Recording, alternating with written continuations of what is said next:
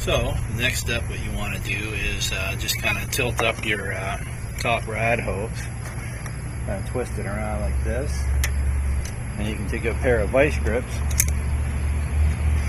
and hold it in the upright position with the vice grips. But you don't want to pinch it. You want to be able to pour distilled water through it to flush the rad part. See that? How that works? It's pretty handy, right?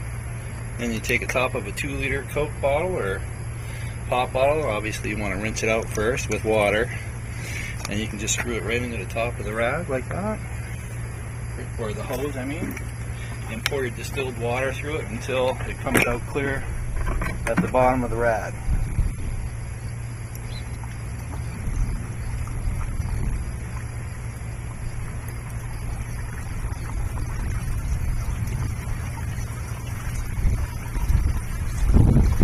You want to pour almost a whole bottle through, that way it just flushes out the whole radiator and gets the rad fluid out of there, so that you can have a nice clean rad when you do your sealer. As you can see from your water, it's nice and clear, and almost all of your rad fluid is out.